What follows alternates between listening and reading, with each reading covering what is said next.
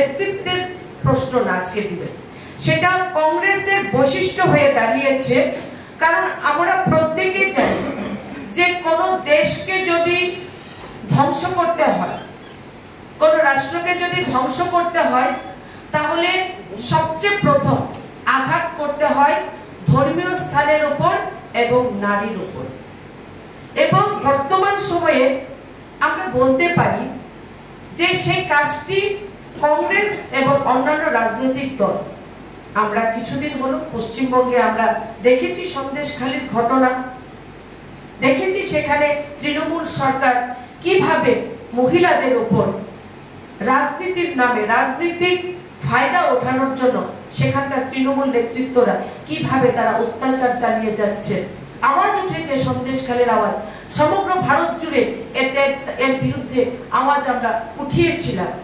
এবং কংগ্রেস সেই কাজটি করার জন্য, ভারতবর্ষের স্বাভিমানকে আঘাত করার জন্য, ভারতবর্ষের আমরা যে জায়গায় দেখছি, আমরা যদি অপরদিকে দেখি যে 2014 সালের পর থেকে আজ আমরা বলতে পারি, আজ আমরা গর্বের সঙ্গে বলি যে মোদি যুগে ওমেন এম্পাওয়ারমেন্ট নয়, ওমেন লেড এম্পাওয়ারমেন্ট চলছে।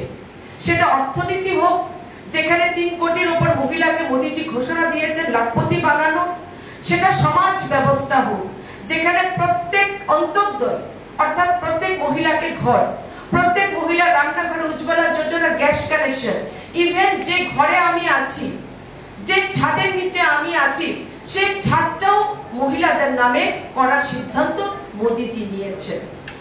পরিবারের রেশন কার্ড আজ মোদিজি সিদ্ধান্ত নিয়েছে সেটাও মহিলাদের নামে হবে। আজ আপনারা আমরা জানি যে শক্তিবন্ধন অধিনিয়ম এনে আমাদের যারা রাজনৈতিক ভাবে যারা আমরা রয়েছি সবাই একটা বড় অধিকার মহিলাদের মোদিজি আমাদেরকে প্রতিষ্ঠিত করেছেন।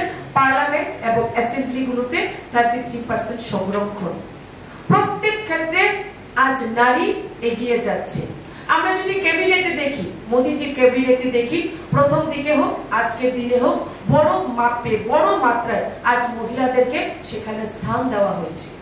ইভেন আমাদের রাজ্যের যদি আমরা দেখি, সেটা পঞ্চায়েত নির্বাচন হোক, আরবান বডি নির্বাচন হোক, বা আমরা যদি এবার 23 নির্বাচন দেখি, সেখানে বড় মাত্রায় আমাদের মহিলাদেরকে প্রতিনিধিত্ব করার সুযোগ আমাদের পার্টি আমাদেরকে দিয়ে থাকে।